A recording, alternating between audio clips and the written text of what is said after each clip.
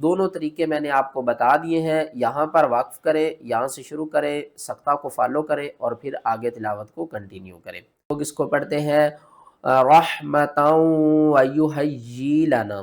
صحیح پڑھنے کا طریقہ کیا ہے؟ یہ لفظ قرآن پاک کے نصف حصے میں آتا ہے، اس کو کس طرح پڑھنا ہے؟ برزق منہ پڑھتے ہیں لشائن، سے پہلے زیر ہوگی تو ہم الف کو نہیں پڑھیں گے، اور الف سے پہلے پیش ہوگی تو پھر بھی ہم الف کو نہیں پڑھیں گے۔ الف کو پڑھنے کا طریقہ ایک ہی ہے کہ والا ان رودیدتو۔ صحیح پڑھ۔ السلام علیکم ورحمۃ اللہ وبرکاتہ۔ آج کے سبق میں ہم سورۃ الکہف میں جتنے بھی مشکل ترین الفاظ ہیں ان کو آسان تجوید کے ساتھ پڑھنا سیکھیں گے۔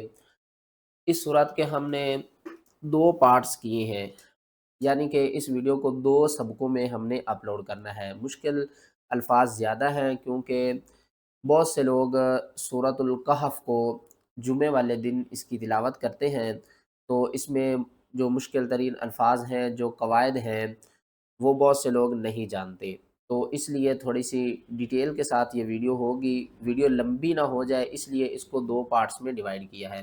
آپ کو یہ قرآن پاک کے مشکل ترین الفاظوں والی سیریز کیسی لگ رہی ہے؟ کومنٹ سیکشن میں اپنی رائے کا اظہار ضرور کیا کریں، اور کافی زیادہ لوگ ہماری یہ ویڈیو دیکھتے ہیں تو ویڈیو کو لائک ضرور کر دیا کریں، اور کومنٹ سیکشن میں اپنی رائے کا اظہار ضرور کیا کریں، اس سے مجھے بہت خوشی ہوتی ہے۔ سبق شروع کرتے ہیں، غور سے سنیے گا۔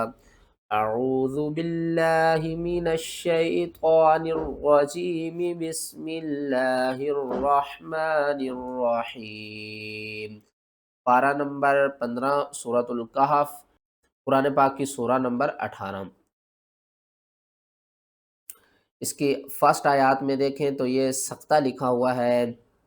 بہت سے لوگ اس کے بارے میں نہیں جانتے کہ یہ سقطہ کس طرح کرنا ہے اور یہ کیوں لکھا ہوا ہے، اور 90% لوگ یہاں پر وقف کر کے آگے چلے جاتے ہیں۔ تو اس میں جو قواعد شامل ہیں وہ پہلے ہم سمجھ لیتے ہیں کہ اگر آپ اس آیات کو یہاں سے شروع کریں گے تو یہاں پر آپ وقف نہیں کر سکتے۔ آیات ہے لیکن اوپر دیکھیں تو سقطے کا سائن ہے، تو اگر کوئی سائن اوپر نیچے ہوں تو ہم نے کس کو فالو کرنا ہوتا ہے؟ جو سب سے اوپر ہو۔ تو اب ہم نے کیا کرنا ہے؟ آیات یہاں سے شروع کر کے یہاں پر وقف کر کے آگے نہیں جانا، تو کیونکہ یہ آیات لمبی ہے، بہت سے لوگ یہاں پر سانس کو توڑ دیتے ہیں اور پھر آگے کنٹینیو کرتے ہیں۔ تو میں ایک آسان سا طریقہ بتاتا ہوں کہ آپ نے سانس کو کب توڑنا ہے اور کس طرح اس آیات کو پورا کرنا ہے۔ الحمد للہ الذی انزل علی عبدہ الکتاب۔ یہاں پر آپ وقف کریں اور پھر یہاں سے شروع کریں۔ علی عبدہ الکتاب ولم یجعل لہ عوجا قیما لینذر بأسا شدیدا۔ جب بھی آپ کا سانس ٹوٹ رہا ہو تو آپ نے کیا کرنا ہے؟ واقف کی صورت میں آخری حرف کو ساکن کر کے سانس نکالنا ہے اور پھر اس سے پچھلے والے لفظ سے شروع کرنا ہے۔ سقطہ کرنے کا طریقہ کیا ہے کہ آپ نے عوجا کرنا ہے اور سانس کو توڑے بغیر 1 سیکنڈ کے لیے سانس کو روکنا ہے، اور پھر اگلا جو لفظ ہے اس کو شروع کرنا ہے۔ کس طرح؟ عوجا قیما لینذر۔ آپ نے عوجا سانس کو توڑ کر قیما لینذر نہیں کرنا۔ کیوں نہیں کرنا؟ کیونکہ یہاں پر سقطہ لکھا ہوا ہے۔ سقطہ کا مطلب ہوتا ہے کہ یعنی کہ آواز کو روک دینا بغیر سانس کو توڑے۔ دونوں طریقے میں نے آپ کو بتا دیے ہیں، یہاں پر وقف کریں، یہاں سے شروع کریں، سقطہ کو فالو کریں اور پھر آگے تلاوت کو کنٹینیو کریں۔ آیات نمبر 10 میں دیکھ لیں، بہت سے لوگ اس کو پڑھتے ہیں رحمتاً ویہیی لنا۔ صحیح پڑھنے کا طریقہ کیا ہے؟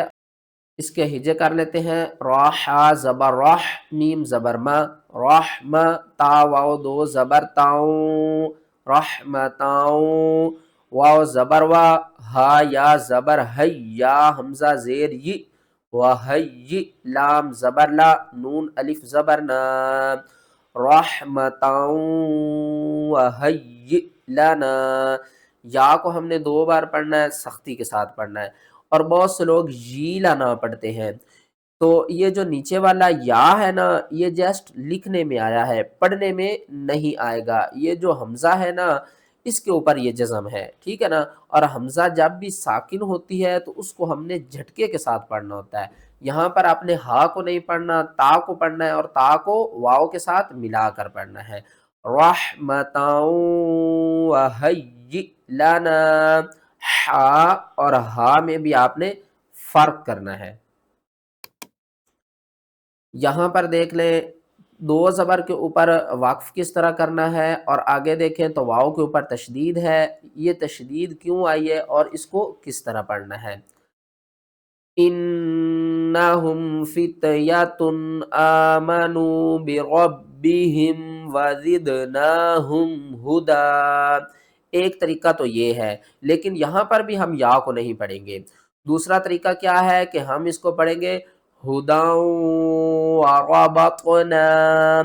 کیوں؟ کیونکہ یہاں پر ادغام مال غنہ بھی ہم کر سکتے ہیں، دال واؤ دو زبر داؤں بھی پڑھ سکتے ہیں، اور وقف کی صورت میں ہدا بھی پڑھ سکتے ہیں۔ ایک بات آپ نے ذہن میں رکھنی ہے کہ جب بھی آخری حرف کے اوپر دو زبر ہوں تو ہم اس حرف کو ایک زبر اور ایک الف کے ساتھ ملا کر پڑھتے ہیں۔ داؤں، یہ قرآن پاک کا جو لفظ ہے اس میں جو ہے قرآن پاک کا نصف آتا ہے، یعنی کہ یہ لفظ قرآن پاک کے نصف حصے میں آتا ہے۔ اس کو کس طرح پڑھنا ہے؟ بِرِزْقٍ مِّنْهُ وَلْيَتَلَطَّفْ، واو لام زبر ول، یا زبر یا، والیا، تا زبر تا، لام طا زبر لط، طا فا زبر طف، وَلْيَتَلَطَّفْ۔ طا کو ہم نے دو بار پڑھنا ہے، ایک بار لام کے ساتھ ملانا ہے اور دوسری بار فا کے ساتھ ملانا ہے۔ وَلَا يُشْعِرَنَّ بِكُمْ أَحَدًا۔ آگے آ جائیں، بہت سے لوگ اس لفظ کو بھی پڑھتے وقت کنفیوز ہو جاتے ہیں، وہ پڑھتے ہیں لِشَاءٍ۔ صحیح پڑھنے کا طریقہ کیا ہے؟ وَلَا تَقُولَنَّ لِشَيْءٍ إِنِّي فَاعِلٌ ذَلِكَ غَدًا۔ لام زیر لی، شین یا زبر شئی، لِشَيْء، حمزہ دو زیر ان، لِشَيْءٍ۔ کیونکہ یہاں پر دیکھیں تو بہت سے لوگ کہتے ہیں کہ شین الف زبر شا، یہ شین الف زبر شا نہیں پڑھا جائے گا۔ کیوں نہیں پڑھا جائے گا؟ کیونکہ اگلا جو یا ہے نا وہ ساکن ہے۔ ساکن جو حرف ہوتا ہے وہ اپنے ساتھ کسی زبر زیر پیش والے حرف کو ملاتا ہے، تو الف تو زبر زیر پیش کے ساتھ نہیں ہے نا، تو ہم کیا کریں گے؟ شین کو یا سے ملائیں گے۔ اگر یہ الف کسی بھی کلمے کے درمیان میں آ جائے تو اس الف کو ہم چھوڑ دیتے ہیں۔ اس الف کا نام کیا ہے؟ وصل الف، ٹھیک ہے نا۔ آگے نیکسٹ کی طرف چلتے ہیں۔ یہاں پر دیکھیں تو بہت سے لوگ اس لفظ کو بھی پڑھتے وقت کنفیوز ہوتے ہیں، وہ پڑھتے ہیں می آتن۔ صحیح پڑھنے کا طریقہ کیا ہے؟ وَلَبِثُوا فِي كَهْفِهِمْ 300 سِنِينَ وَازْدَادُوا تِسْعًا۔ اس کو اپنے می آتا ہی نہیں پڑھنا، میم زیر می، حمزہ زبر آ، می آ، تا دو زیر تیوں، می آتیوں۔ ایک بات آپ نے ذہن میں رکھنی ہے کہ الف سے پہلے جب زبر ہوگی تو ہم الف کو پڑھیں گے، الف سے پہلے زیر ہوگی تو ہم الف کو نہیں پڑھیں گے، اور الف سے پہلے پیش ہوگی تو پھر بھی ہم الف کو نہیں پڑھیں گے۔ الف کو پڑھنے کا طریقہ ایک ہی ہے کہ الف سے پہلے جب زبر ہوگی تو ہم الف کو پڑھیں گے، ورنہ پیش اور زیر میں ہم الف کو نہیں پڑھیں گے۔